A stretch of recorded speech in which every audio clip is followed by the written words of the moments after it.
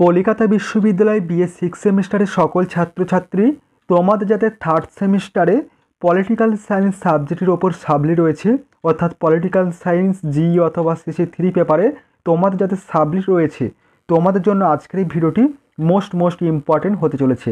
কারণ আজকের এই ভিডিওটিতে তোমাদের জন্য তোমাদের সাবলি এক্সামের জন্য খুবই গুরুত্বপূর্ণ বাছাই করা দুটি 15 নম্বরের কোশ্চেনের অ্যান্সার নিয়ে আলোচনা করব। তাই সম্পূর্ণ ভিডিওটি তোমরা দেখবে এবং অবশ্যই এই ভিডিওটি তোমাদের বন্ধুদের কাছে বেশি করে শেয়ার করে দিও। কোশ্চেনের অ্যান্সারে যাওয়ার আগে তোমাদের যে বিষয় বলার ছিল, তোমাদের এই সাবজেক্টের ওপর থেকে সম্পূর্ণ স্টাডি মেটেরিয়াল অর্থাৎ পিডিএফ নোটস রেডি রয়েছে। তোমরা যদি কেউ স্টাডি মেটেরিয়াল অর্থাৎ পিডিএফ নোটস পারচেস করতে চাও, তাহলে অবশ্যই স্ক্রিনে দেওয়া হোয়াটসঅ্যাপ নম্বরে এসএমএসের মাধ্যমে যোগাযোগ করে সম্পূর্ণ পিডিএফ নোটসটি তোমরা সংগ্রহ করতে পারো। এরপর দেখে নাও কোশ্চেন দুটির অ্যান্সার দেখে নাও। তোমাদের মডিউল 1 থেকে প্রথম কোশ্চেন 15 নম্বরের জন্য রাখা হয়েছে। দেখো, প্রথম কোশ্চেন ছিল ভারতীয় সংবিধানে সংরক্ষিত স্বাধীনতার অধিকারটি ব্যাখ্যা করো। মোস্ট ইম্পর্ট্যান্ট একটি 15 নম্বরের কোশ্চেন। দেখো, উত্তরটি লিখবে ভারতীয় সংবিধানের সংরক্ষিত স্বাধীনতার অধিকার, প্রথম পয়েন্ট করে লিখবে স্বাধীনতার অধিকারটি হলো গণতান্ত্রিক ব্যবস্থার ভিত্তিপ্রস্তর স্বরূপ। স্বাধীনতার অধিকার ছাড়া ব্যক্তির ব্যক্তিত্বের পরিপূর্ণ বিকাশ সম্ভবপর হয়ে ওঠে না। উদার গণতান্ত্রিক ভাবাপন্ন ভারতীয় সংবিধান প্রণেতাগণ ভারতীয় জনগণের ব্যক্তি স্বাধীনতার মর্যাদা প্রতিষ্ঠা লাভে ভারতীয় সংবিধানের 19 থেকে 22 নম্বর ধারায় স্বাধীনতার অধিকারকে স্বীকৃত ও সংরক্ষণের ব্যবস্থার কথা বলেছেন।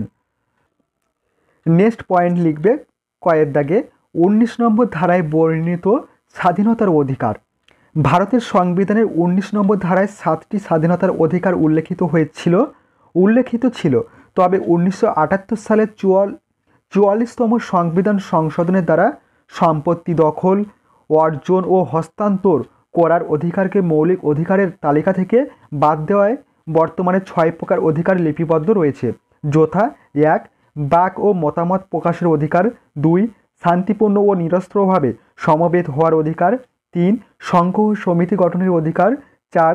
ভারতের সর্বত্র স্বাধীনভাবে চলাফেরা করার অধিকার, 5.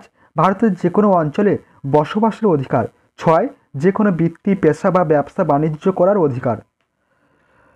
এই অধিকারগুলো শুধুমাত্র ভারতীয় নাগরিকেরা ভোগ করেন, তবে ভারতীয় নাগরিকেরা সীমাহীনভাবে ভোগ করতে পারেন না। স্বাধীনতা যাতে স্বেচ্ছাচারে পরিণত না হয়, তার জন্য প্রতিটি স্বাধীনতার উপর কিছু যুক্তিসঙ্গত বাধা নিষেধ আরোপিত করা রয়েছে। নেক্সট পয়েন্ট 1 নম্বর বাক মতামত প্রকাশের অধিকার, 19(1) নম্বর ধারা। গণতান্ত্রিক রাষ্ট্র ব্যবস্থায় এই স্বাধীনতা গুরুত্বপূর্ণ ও অপরিহার্য। প্রতিটি ভারতীয় জনগণ মৌখিক বা লিপিবদ্ধভাবে ছাপার অক্ষরে বৈদ্যুতিন মাধ্যমে নিজস্ব মতামত প্রকাশ করতে পারবেন। তবে সংবিধানের 19(2) নম্বর ধারা অনুযায়ী ক. ভারতীয় সার্বভৌমত্ব ও সংহতি, খ. রাষ্ট্রের নিরাপত্তা, গ. বিদেশি রাষ্ট্রের সঙ্গে বন্ধুত্ব সম্পর্ক, ঘ. জনশৃঙ্খলা ও নৈতিকতা, চ. আদালত অবমাননা প্রতিরোধ, ছ.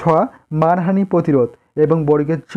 অপরাধমূলক কাজী প্ররোচনা বন্ধ ইত্যাদি কারণে রাষ্ট্র বাক ও মতামত প্রকাশের স্বাধীনতাকে নিয়ন্ত্রণ করতে পারে। 2 নম্বর পয়েন্ট লিখবে শান্তিপূর্ণ নিরস্ত্রভাবে সমবেত হওয়ার অধিকার, 19(1) নম্বর খ ধারা। যে কোনো গণতান্ত্রিক রাষ্ট্রের মতো ভারতবর্ষ জনগণকে শান্তিপূর্ণ নিরস্ত্রভাবে সমবেত হওয়ার অধিকার দেওয়া হয়েছে, যাতে জনগণ সভা সমিতি, মিটিং, মিছিল, বিক্ষোভের মাধ্যমে মতামত জানাতে পারে। তবে সার্বভৌমিকতা, সংহতি, জনশৃঙ্খলার কারণে রাষ্ট্র এই অধিকারের উপর বাধা নিষেধ আরোপ করতে পারে। এবং 3 নম্বর পয়েন্ট সংঘ ও সমিতি গঠনের অধিকার, 19(1) গ নম্বর ধারা। এই অধিকার বলে ভারতের জনগণ বিজ্ঞান, সাহিত্য, সংস্কৃতি, খেলাধুলা প্রভৃতি ক্ষেত্রে সংঘ ও সমিতি গঠন করতে পারে, রাজনৈতিক দল ও শ্রমিক সংগঠন তৈরি করতে পারে। তবে সার্বভৌমত্ব, অখণ্ডতা, জনশৃঙ্খলা, নৈতিকতার কারণে রাষ্ট্র সংঘ ও সমিতি গঠনের অধিকারের উপর যুক্তিভিত্তিক বিধিনিষেধ আরোপ করতে পারে, 19(4) নম্বর ধারা অনুযায়ী।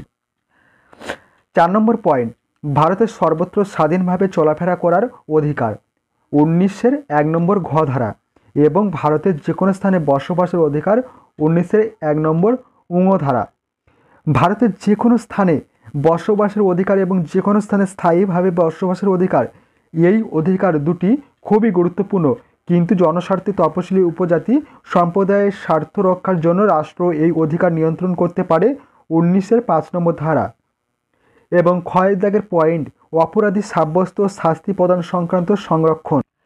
ভারতীয় সংবিধানে 20 নম্বর ধারায় অপরাধের শাস্তির ক্ষেত্রে কোনো অপরাধী যাতে অতিরিক্ত শাস্তি না পায় তার জন্য ব্যবস্থা গ্রহণ করা হয়েছে। যথায় 1, অপরাধ যে সময় হয়েছে সমকালীন প্রচলিত আইন দ্বারা শাস্তির ব্যবস্থা করতে হবে, তার চেয়ে বেশি শাস্তি দেওয়া যাবে না। নতুন কোনো আইন প্রণয়ন করে পূর্বের অপরাধের বিচার করা যাবে না 20-1 নম্বর ধারা অনুযায়ী। এবং 2 দাগের বলা হয়েছে একই অপরাধের জন্য কোনো ব্যক্তিকে একাধিকবার অভিযুক্ত করা ও শাস্তি দেওয়া যাবে না 20-2 নম্বর ধারা। এবং 3 নম্বর দাগে বলা হয়েছে অভিযুক্ত ব্যক্তিকে নিজের বিরুদ্ধে সাক্ষী দিতে বাধ্য করা যাবে না। এবং নেক্সট পয়েন্ট গয়ের দাগে রয়েছে জীবন ও ব্যক্তিগত স্বাধীনতার অধিকার 21 ও 22 নম্বর ধারা। ভারতীয় সংবিধানের প্রণেতাগণ স্বাধীনতার অধিকারকে গুরুত্বপূর্ণ দিক দিশা স্বরূপ জীবন ও ব্যক্তি স্বাধীনতার অধিকারকে লিপিবদ্ধ করেছেন। সংবিধানের 21 নম্বর ধারায় বলা হয়েছে আইন নির্দিষ্ট পদ্ধতি ছাড়া কোনো ব্যক্তিকে তার জীবন ও ব্যক্তিগত স্বাধীনতা থেকে বঞ্চিত করা যাবে না। 2002 সালে 86তম সংবিধান সংশোধন দ্বারা 21 কোয়া ধারার শিক্ষার অধিকারকে মৌলিক অধিকার রূপে স্বীকৃতি দেওয়া হয়েছে।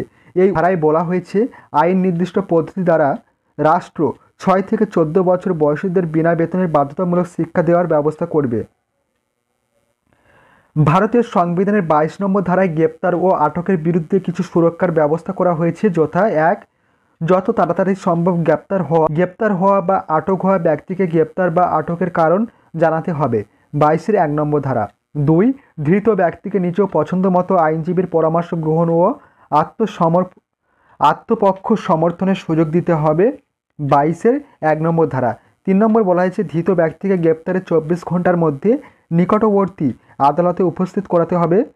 4 থেকে বলা হয়েছে আদালতের অনুমতি ব্যতীত ধৃত ব্যক্তিকে বেশি সময় আটক রাখা যাবে না 22-এর 2 নম্বর ধারা। তবে 1, শত্রুভাবাপন্ন বিদেশি 2, নির্বাচনমূলক আটক আইনে ধৃত ব্যক্তি এই সুবিধাগুলি ভোগের অধিকারী নয়। এরপর দেখো সর্বশেষ পয়েন্ট লিখবে মূল্যায়ন। ভারতীয় সংবিধান প্রণেতাগণ গুরুত্বপূর্ণ দিক থেকে স্বাধীনতার অধিকারকে মৌলিক অধিকার রূপে স্বীকৃতি ও সংরক্ষিত করলেও সমালোচকগণ এই অধিকারের নিম্নলিখিত সমালোচনার অবতারণা করেছেন। 1, ভারতীয় সংবিধান নাগরিকদের স্বাধীনতার অধিকার দেওয়ার পাশাপাশি তাকে নিয়ন্ত্রণের কিছু ক্ষমতা রাষ্ট্রকে দেওয়া হয়েছে, ফলে রাজনৈতিক উদ্দেশ্যের দ্বারা জনগণের অধিকার ক্ষুণ্ণ হতে পারে। 2, ভারতের মতো বৈষম্যমূলক সমাজে সঠিকভাবে স্বাধীনতার অধিকার সকলে ভোগ করতে পারে না। এছাড়াও নির্বাচনমূলক আটক আইন, জাতীয় নিরাপত্তা আইন অপপ্রয়োগের অংশের কথা অনেকে উল্লেখ করে থাকেন যা স্বাধীনতার অধিকারকে সংকুচিত করবে। সবশেষে বলা যেতে পারে যে ভারতের মতো গণতান্ত্রিক আদর্শে পরিচালিত দেশে জনগণের জন্য সংবিধান স্বীকৃত সংরক্ষিত স্বাধীনতার অধিকারের গুরুত্ব ও তাৎপর্য অপরিসীম। এই ছিল তোমাদের প্রথম কোশ্চেনটির অ্যান্সার, মোস্ট ইম্পর্ট্যান্ট একটি কোশ্চেন। এরপর দেখো নেক্সট কোশ্চেন রাখা হয়েছে ভারতের রাষ্ট্রপতির ক্ষমতা ও পদমর্যাদা আলোচনা করো। Most important question. তোমাদের কিন্তু এই কোশ্চেনগুলি আলোচনা করা হচ্ছে খুবই গুরুত্বপূর্ণ কোশ্চেন। তোমরা অবশ্যই কোশ্চেনগুলির অ্যান্সার ভালোভাবে প্র্যাকটিস করে যেও। অবশ্যই তোমাদের সাবলি এক্সামে তোমরা কমন পাবে, অবশ্যই তোমরা উপকৃত হবে। এরপর দেখো উত্তরটি দেখে নাও। উত্তরে লিখবে প্রথম পয়েন্ট ভারতের রাষ্ট্রপতির ক্ষমতা ও পদমর্যাদা। ভারতের সংসদীয় শাসন ব্যবস্থা প্রতিষ্ঠিত হয়েছে। এই শাসন ব্যবস্থায় নিয়মতান্ত্রিক শাসক হলেন রাষ্ট্রপতি। সংবিধানের 53-1 নম্বর ধারা অনুসারে দেশের যাবতীয় শাসনতান্ত্রিক ক্ষমতার অধিকারী হলেন রাষ্ট্রপতি। বাস্তবে নিয়মতান্ত্রিক শাসক হিসেবে রাষ্ট্রপতির ক্ষমতা ও কার্যাবলীকে কয়েকটি ভাগে ভাগ করে আলোচনা করা যায়। প্রথম বলা হয়েছে কয়েক থেকে শাসন সংক্রান্ত ক্ষমতা। সংবিধানের 53-1 নম্বর ধারায় বলা হয়েছে কেন্দ্রের যাবতীয় শাসন ক্ষমতা রাষ্ট্রপতির হাতে থাকবে, তার নামে সব কাজ চলবে। এই অধিকার বলে তিনি নিম্নলিখিত শাসন সংক্রান্ত ক্ষমতা ভোগ করেন। 1 দাগের পয়েন্টে বলা হয়েছে নিয়োগ ও অপসারণের ক্ষমতা। রাষ্ট্রপতি প্রধানমন্ত্রী সহ অন্যান্য কেন্দ্রীয় মন্ত্রীদের নিয়োগ করেন। এছাড়া তিনি অ্যাটর্নি জেনারেল, অডিটর, জেনারেল, নির্বাচন কমিশনার, রাজ্যপাল ইত্যাদি ব্যক্তিদের নিয়োগ করেন, আবার রাজ্যপাল, মন্ত্রী প্রভৃতি ব্যক্তিদের অপসারিত করতে পারেন। পাবলিক সার্ভিস কমিশনের সদস্যদেরও অপসারিত করার ক্ষমতা তার আছে। তবে সুপ্রিম কোর্ট ও হাইকোর্টের বিচারপতিদের অপসারণের ক্ষেত্রে পার্লামেন্টের অনুমোদন লাগে। 2. সামরিক ক্ষমতা। রাষ্ট্রপতি সেনাবাহিনীর সর্বাধিনায়ক। এই ক্ষমতা বলে তিনি স্থল, বিমান এবং নৌবাহিনীর প্রধানদের নিয়োগ করেন। যুদ্ধ ও শান্তি ঘোষণার দায়িত্ব তার, তবে এগুলিকে কার্যকর করতে গেলে পার্লামেন্টের অনুমোদন লাগে। এবং ক্ষয়ের দাগের পয়েন্টে বলা হয়েছে আইন সংক্রান্ত ক্ষমতা। ব্রিটেনের রানীর মতো রাষ্ট্রপতির পার্লামেন্টের অবিচ্ছেদ্য অংশ, তার ফলে তিনি নিম্নলিখিত আইন সংক্রান্ত ক্ষমতা ভোগ করেন। 1. অধিবেশন আহ্বান। রাষ্ট্রপতি পার্লামেন্টের অধিবেশন আহ্বান করেন। প্রথম অধিবেশনে উদ্বোধনী ভাষণ দেন। এই ভাষণে তিনি সরকারের গুরুত্বপূর্ণ নীতিগুলিকে লোকসভা ও রাজ্যসভায় জানান। যে কোনো কক্ষের অধিবেশন স্থগিত রাখতে পারেন, প্রয়োজনে লোকসভা ভেঙে দিতে পারেন। কোনো বিষয়ের ওপর কক্ষের মধ্যে মতবিরোধ দেখা দিলে তার মীমাংসার জন্য উভয় কক্ষে যৌথ অধিবেশন ডাকতে পারেন। 2 নম্বর পয়েন্টে বলা হয়েছে বিলের অনুমোদন। রাষ্ট্রপতির সম্মতি ছাড়া কোনো বিল আইনে পরিণত হয় না। তিনি কোনো বিল স্বাক্ষর না করে পুনরায় বিবেচনার জন্য ফেরত পাঠাতে পারেন। তবে অর্থ বিলে সম্মতি দিতে তিনি বাধ্য। এছাড়া কোনো রাজ্যপাল রাজ্যের আইনসভার অনুমোদিত কোনো বিল সম্মতির জন্য তার কাছে পাঠাতে পারেন। তার কাছে পাঠানো বিলে রাষ্ট্রপতির সম্মতি দিতে পারেন, নাও পারেন, আবার পুনর্বিবেচনার জন্য ফেরত পাঠাতে পারেন। এবং 3 নম্বর পয়েন্টে বলা হয়েছে জরুরি আইন জারি। যখন সংসদের অধিবেশন থাকে না, তখন রাষ্ট্রপতি প্রয়োজন হলে জরুরি আইন বা অর্ডিন্যান্স জারি করতে পারে।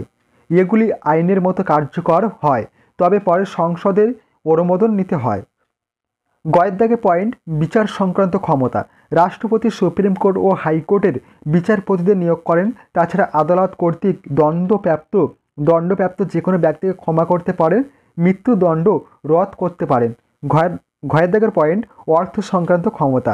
রাষ্ট্রপতির সুপারিশ ছাড়া কোনো ব্যয় মঞ্জুরির প্রস্তাব সংসদে পেশ করা যায় না। আকস্মিক তহবিলের দায়িত্ব তার হাতে থাকে। কেন্দ্র ও রাজ্যের মধ্যে অর্থ বন্টনের জন্য তিনি অর্থ কমিশন গঠন করেন। দাগের পয়েন্ট জরুরি অবস্থা ঘোষণার ক্ষমতা। রাষ্ট্রপতি 3 ধরনের জরুরি অবস্থা ঘোষণা করতে পারেন। 1. জাতীয় জরুরি অবস্থা ঘোষণা। 352 নম্বর ধারায় বলা হয়েছে রাষ্ট্রপতি যদি মনে করেন যুদ্ধ বা আক্রমণের ফলে ভারতের বা তার কোনো অংশের নিরাপত্তা বিঘ্নিত হয়েছে বা হতে পারে, তখন তিনি জাতীয় জরুরি অবস্থা ঘোষণা করতে পারেন। তবে 1 মাসের মধ্যে তাকে সংসদের অনুমোদন নিতে হয়। এই ঘোষণার ফলে তিনি স্বাধীনতার